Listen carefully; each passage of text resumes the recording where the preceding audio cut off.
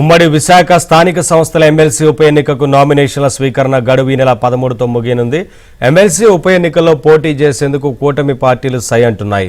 ఈ నేపథ్యంలో తెరపైకి బైరా దిలీప్ చక్రవర్తి పేరు రావడంతో పోటీ చేసే అభ్యర్థి పేరును ఇవాళ అధికారికంగా ప్రకటించే అవకాశం ఉంది.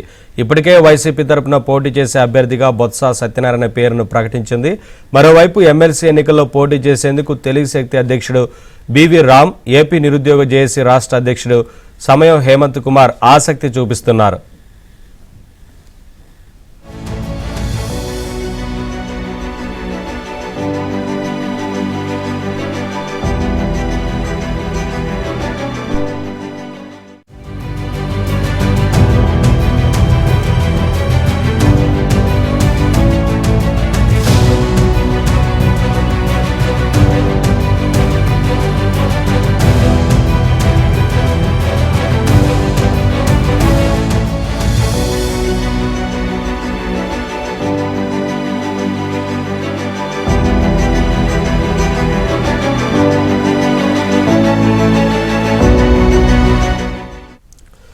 ఉమ్మడి విశాఖ స్థానిక సంస్థల ఎమ్మెల్సీ ఉప ఎన్నికకు నామినేషన్ల స్వీకరణ గడువు ఈ నెల 13తో ముగియనుంది. ఎమ్మెల్సీ ఉప ఎన్నికల్లో పోటీ చేసేందుకు కూటమి పార్టీలు సై అంటున్నాయి. ఈ నేపథ్యంలో తెరపైకి బైరా దిలీప్ చక్రవర్తి పేరు రావడంతో పోటీ చేసే అభ్యర్థి పేరును ఇవాళ అధికారికంగా ప్రకటించే అవకాశం ఉంది. ఇప్పటికే వైసీపీ తరపున పోటీ చేసే అభ్యర్థిగా బొత్స సత్యనారాయణ పేరును ఆ పార్టీ ప్రకటించింది. మరోవైపు ఎమ్మెల్సీ ఎన్నికల్లో పోటీ చేసేందుకు తెలుగు శక్తి అధ్యక్షుడు బివి రామ్, ఏపీ నిరుద్యోగ జేఏసీ రాష్ట్ర అధ్యక్షుడు సమయం హేమంత్ కుమార్ ఆసక్తి చూపిస్తున్నారు.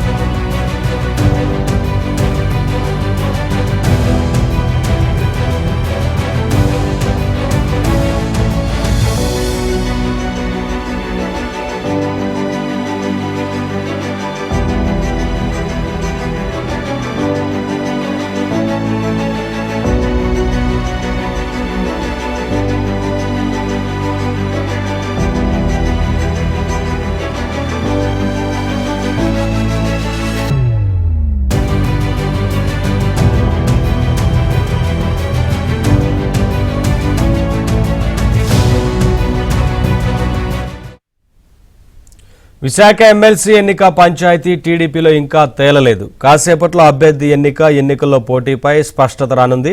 అభ్యర్థి పోటీపై ఇప్పటికే అందరి అభిప్రాయం చంద్రబాబు తీసుకున్నారు.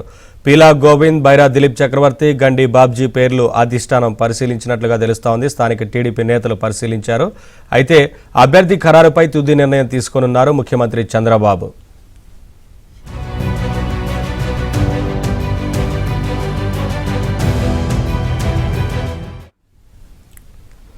విశాఖ ఎమ్మెల్సీ ఎన్నిక పంచాయతీ టీడీపీలో ఇంకా తేలలేదు. కాసేపట్లో అభ్యర్థి ఎన్నికల్లో పోటీపై స్పష్టత రానుంది. అభ్యర్థి పోటీపై ఇప్పటికే అందరి అభిప్రాయం చంద్రబాబు తీసుకున్నారు. ఇదే అంశానికి సంబంధించి మరింత సమాచారం మా కరెస్పాండెంట్ నాయుడు లైవ్ ద్వారా అందిస్తారు. నాయుడు, ఎమ్మెల్సీ ఎన్నికకు సంబంధించి టీడీపీలో తీవ్ర పోటీ నెలకొన్నట్లుగా తెలుస్తా ఉంది. మరొక వైపు పోటీ చేసే అవకాశం ఉంటుందా లేదా, ఎంతవరకు స్పష్టత ఇచ్చేందుకు ఛాన్స్ ఉంది? ఎందుకంటే రేపే నామినేషన్కు చివరి తేదీ కదా, ఏంటి వివరాలు? సో ఉమ్మడి విశాఖ జిల్లా స్థానిక సంస్థల ఎన్నికల నోటిఫికేషన్ విడుదలైంది. దాదాపు రేపు 13వ తేదీతోనే ఏదైతే ఉందో నామినేషన్ ప్రక్రియ కూడా ముగుస్తుంది.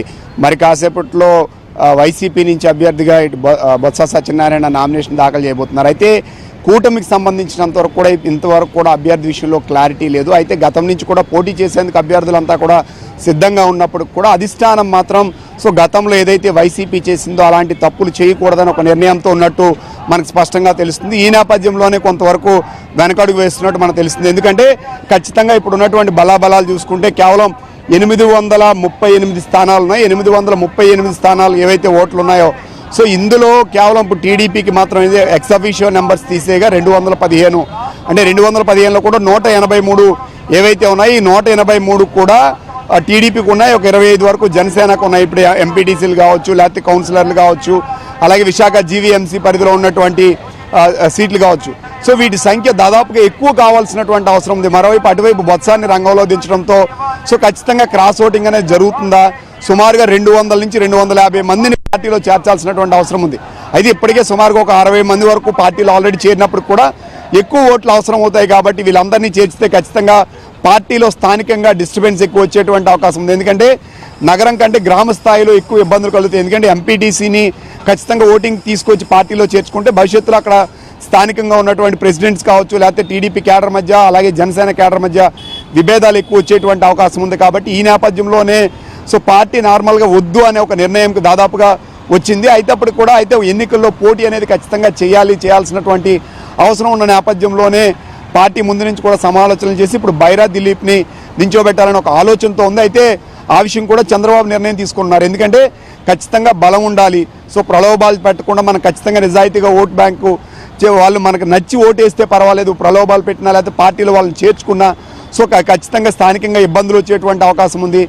మరోవైపు మనమే ఖచ్చితంగా ప్రోత్సహించినట్టు పార్టీ ఫిరాయింపులను మిగతా వాళ్ళని ప్రోత్సహించి క్యాడర్ని డిస్టర్బ్ చేసేటువంటి అవకాశం ఉందనే భయం ఖచ్చితంగా ఉంది. ఈ నేపథ్యంలోనే ఇంతవరకు కూడా కూటమి అభ్యర్థి ఎవరు అనే విషయంలో క్లారిటీ ఇవ్వలేనట్టు మనకి తెలుస్తుంది. అయితే దీనిపైన మరోవైపు ఏంటంటే ఎవరైతే ఇండిపెండెంట్ అభ్యర్థులుగా ఉన్నటువంటి హేమంత్ కుమార్ అని నిరుద్యోగ జేఏసీ నుంచి అబ్బాయి కూడా నాకు ఇస్తే నేను పోటీ చేస్తానని చెప్తున్నటువంటి పరిస్థితి ఉంది. అలాగే తెలుగు శక్తి నుంచి బీవీ రాము ఉన్నారు. అయితే వీళ్ళు బలమైన అభ్యర్థులు కాదు, పోటీ ఇవ్వగలిగే అభ్యర్థులు కాదు. కానీ వాళ్ళు పోటీ చేస్తే మాకు సపోర్ట్ ఇస్తే చేస్తామని చెప్తున్నారు. అయితే పార్టీ మాత్రం కూటమి మాత్రం ఒక అభ్యర్థిని దించోబెట్టాలని ఒక ఆలోచనలో ఉంది. కానీ ఆఖరిలో కూడా విరమించుకునే అవకాశం కూడా లేకపోలేదు. ఎందుకంటే ఖచ్చితంగా అది పార్టీ పరంగా ఇబ్బందులు ఎక్కువయ్యేటువంటి అవకాశాలు అయితే చాలా ఎక్కువ కనిపిస్తున్నాయి. ఎందుకంటే ఎమ్మెల్యేలు ఆ గ్రామ స్థాయిలో ఉన్నటువంటి ఎంపీటీసీలని వీళ్ళందరినీ కూడా తీసుకోవాల్సినటువంటి అవసరం ఉంది. జడ్పీటీసీల విషయాన్ని చూస్తే కేవలం 2 మాత్రమే, అంటే 39కి 3 లేవు, కేవలం 36 ఉన్నాయి. 36లో 2 మాత్రమే పూర్తిగా టీడీపీకి కానీ జనసేనకి ఉన్నటువంటి పరిస్థితి. దాదాపుగా 34 స్థానాలు పూర్తిగా వాళ్ళకే అనుకూలంగా ఉన్నటువంటి పరిస్థితి. ఇందులో